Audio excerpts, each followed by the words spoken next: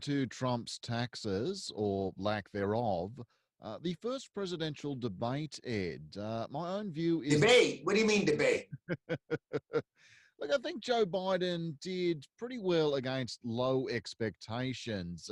Not overly impressive, but he had a couple of prepared pieces straight down the camera that I think played quite well against someone who came against somebody who actually came prepared to debate. I don't think he would have done quite so well.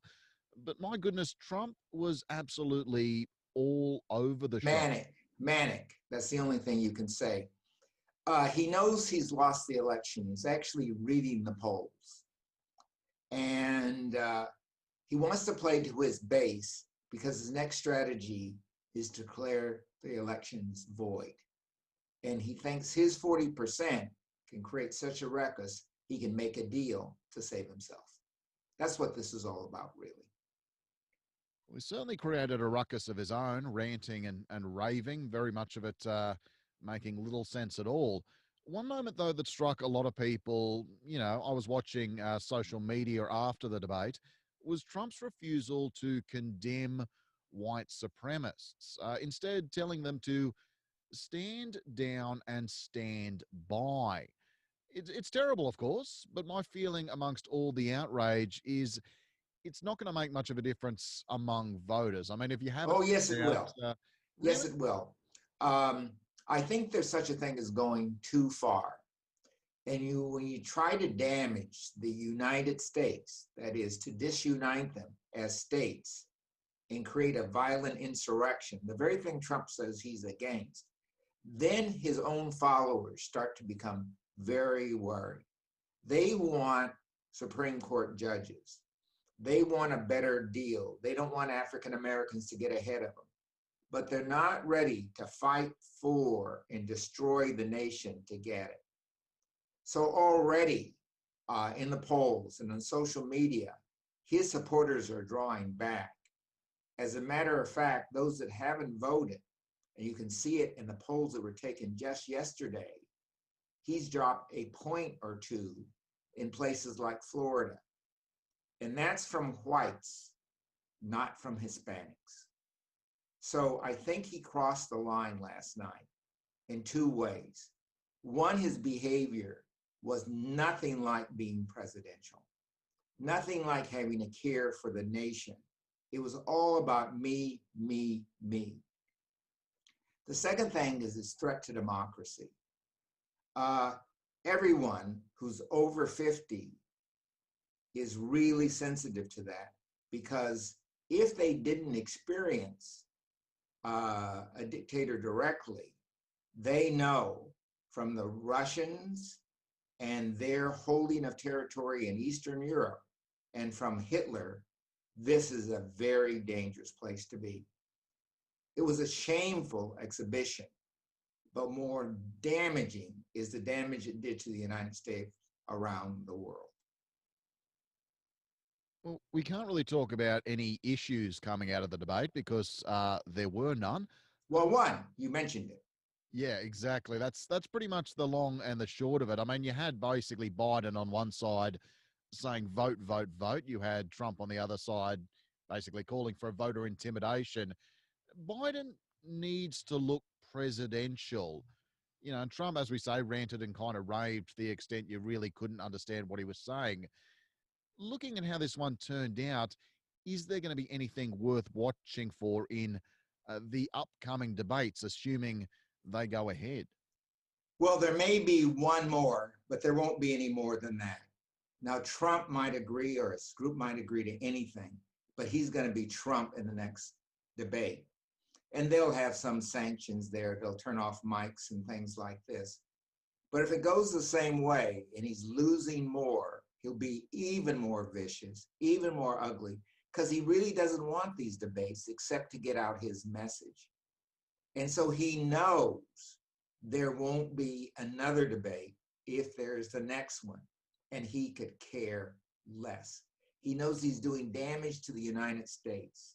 He knows he's doing damage to the office of the president. That's what he's relishing. Think about this. He has no place to go. The Times revelations means that he has no credibility with the average American. Well, that's exactly what I wanted to talk to you about next, Ed. It's the other big story of the week, and well, bad news for Trump: the assessment of his tax returns by the New York Times.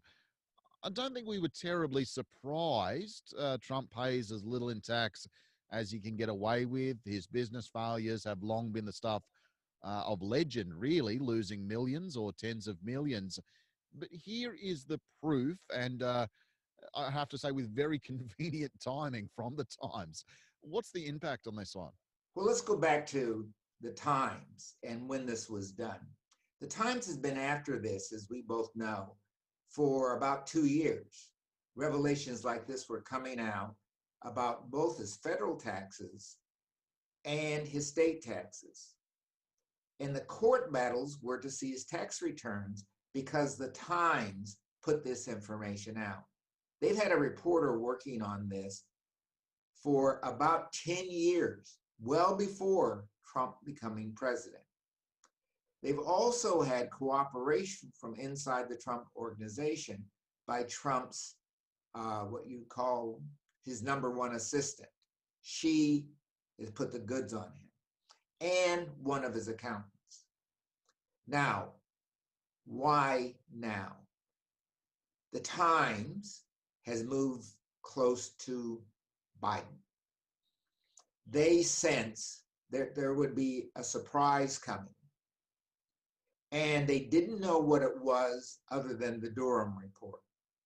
So the thing to do to beat a surprise is have a surprise. But your surprise has to be number one. And the Durham report or something else might come out this month. We're October 1st now here in Australia. So what the Times did with this reporting that they've been doing for 10 years, they had someone inside the IRS who gave them those documents, the deep threat, let's call him or her. These are the actual documents. Now, this is exactly what happened to Nixon. There was someone who had the actual documents, like knew there was a tape recording. So Trump is now faced with not just the damaging evidence that he didn't pay taxes, but it goes back 15 years. So for Trump to say his taxes are under audit, they aren't under audit for 15 years. They're only under audit from the year 2016. Biden did the smart thing, said, show me your 2017 tax returns. They're not under audit. Here are mine. Here's my 2018 returns. So Biden has him in a corner, and Biden's played this very well. There's no coming back from this. Trump either has to show his tax returns or play duck and weave, and he's not Muhammad Ali. And the only thing Biden has to do is watch for that left swing and come in with a right hand uppercut, and he's knocked him out. So Trump's going to dance and weave. He's going to try to get away from this. Biden just has to keep his cool and wait for his time to move. The next debate will all be about Hunter Biden. And Biden shouldn't say this is a lie. Here is the truth. And he started that. My son had some difficulties. His decision making wasn't very good, but he didn't do any damage to the nation. And that's been verified by even the Senate reports that they ran on Hunter Biden, and they couldn't find anything wrong except the look of impropriety. And if I were Biden, I'd come back and say, let me go through your sons for a moment here and daughter. Why was your daughter paid $720,000 in 1 year to be a consultant? And who did she consult with? You paid the money. And go on on things that are in his tax returns. Where did you borrow the money? Sure, let's say Hunter did something wrong, but he didn't borrow $150 million from some unknown source and is owed by the President of the United States. That's the kind of offensive he has to run. Getting to the Supreme Court, Trump has nominated Judge Amy Coney Barrett for the lifetime position, sparking fears for reproductive rights and the Affordable Care Act. If they can't get it in the Senate, they'll get it in the court. Thoughts on Barrett, Ed? Well, Amy Coney Barrett is hard to attack. Sure, she is a very right-wing justice, but her record isn't all that bad, even in those spheres. There's some areas where she seems to indicate some degree of humanity. And so the Democrats have to be very certain that they pin the right tail on this donkey. And I think you're right at focusing on those two issues and over try to get her in a corner on those issues. But do not try to destroy her, because her personal life is certainly in very good shape, and it would be a mistake to do that. Now, the whole issue of stacking the court comes up.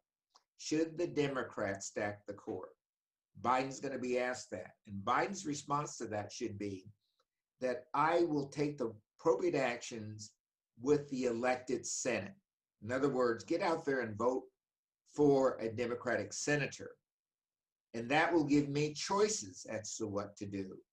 But I can't exercise any choices if we don't hold the Senate. So he shouldn't say he's going to pack the court. He should say that option's still with me and the elected Senate. I think that's a good way to play this game. Briefly overseas, Russian opposition figure Alexei Navalny recovering from the poisoning attempt made on his life, well enough, in fact, to return to Russia. Although, if I were him, I'd be a little bit hesitant on that. I probably wouldn't be walking near any windows in any tall buildings. Thoughts, Ed? Maybe he has to be in the same kind of car Lenin was in, with all closed up and no windows on his return. I certainly wouldn't fly. No, he has to stay out of that country as long as he can until the electoral stuff starts up and he becomes less a target, because if he becomes a target during that, it means the elections are fixed. So I think it's very important that he basically stays low, waits for his moment, and does not try to act at this point, because an action at this point will only be good for Putin. And Brad Pascal, we won't delve too much into what he's been accused of, but the former campaign manager for Trump hospitalized this week after an incident in his home where he was reportedly ranting and waving a loaded gun. His wife fearing that he might himself sort of shoot himself. Pascal was fired after that disastrous Tulsa rally for Trump earlier this year, but this incident came immediately after a nonpartisan watchdog filed a complaint alleging the Trump campaign of laundering $170 million through numerous companies, some with connections to Pascal. It doesn't look particularly good. I mean, you never have to dig Doesn't he sound like deep. everybody else? I'm wondering what the problem is here. Hmm. His own daughter is caught in money laundering. He's been caught in money laundering. Many of the people in his campaign. This money laundering, though, is to keep his empire going. They've got to prop it up. And the way you do it is to funnel money into his buildings, his hotels, and things like this. He owes so much money to outside interests. He's in fact a security threat. Now, why did Brad Pascal do this? Because Brad Pascal knew he might be arrested. He's a weak man. He would spill the beans. This would be even worse for Trump. He's under treatment right now, but you can be very sure some people will be visiting in his in his jail cell from the Federal Bureau of Investigation. Another bomb in this campaign. I hope he doesn't get visitors on the like of maybe Jeffrey Epstein got visitors in his jail cell. Look, a couple more on the election. In Florida, Michael Bloomberg has raised more than $16 million to pay the fines of around 31,000 convicted felons in order to restore their voting rights in advance of the 2020 election. What's going on, Ed? A saint. Bloomberg for sainthood. If Trump can get the Nobel Prize, Bloomberg should get a place in the Vatican. These fines have disenfranchised voters who recently minted. Florida passed a law that said if you served your time, you could get back your right to vote. It was unanimously passed, and some 70% of the voters voted for it. Maybe it's because there's so many people in Florida who have jail records. I have no idea.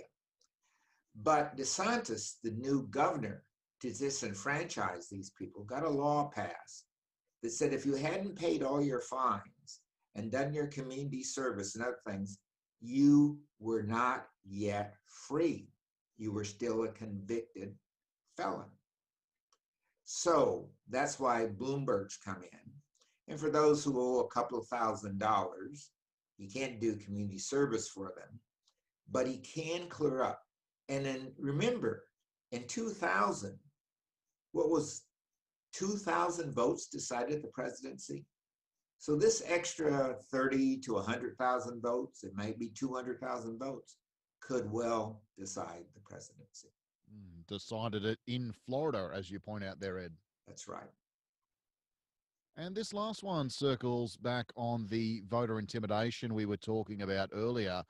A data leak has revealed that in 2016, the Trump campaign kept files on almost 200 million American voters, for targeting campaigns.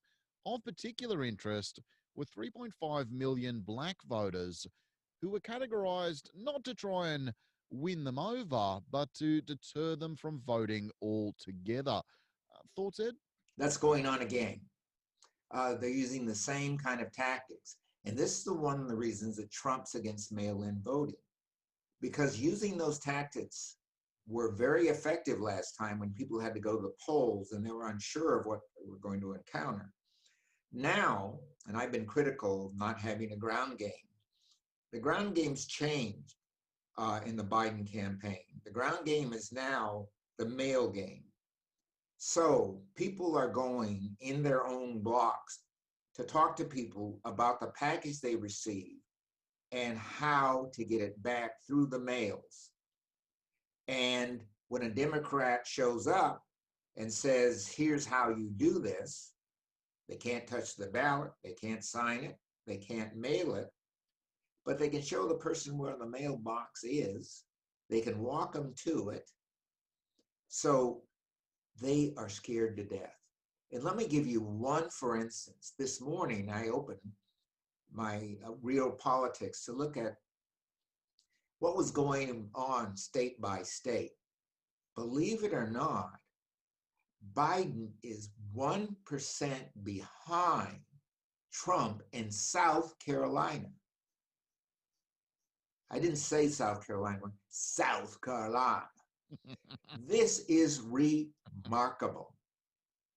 Moreover, Ossoff, a guy that didn't have a chance in heck in Georgia, is now ahead of Perdue, the senator who said he would side with the majority in putting up Barrett for the Supreme Court. So this mail-in thing is really disoriented the Trump campaign. And Trump even admitted they were sending people, remember he said, to Philadelphia to watch the polls to make sure no one was cheating and they would shoot out. It is against the law. If you are not voting to be in the room or at the door of a polling place, you must be 100 meters away from the polling place if you're not a voter. They're not watching, they're intimidating. And intimidation isn't making it this time. Well, Ed, plenty more to talk about before the November election. Thanks very much, mate. We'll catch you again next week. Well, let's hope there is an election. Mm, dark days indeed. Take care.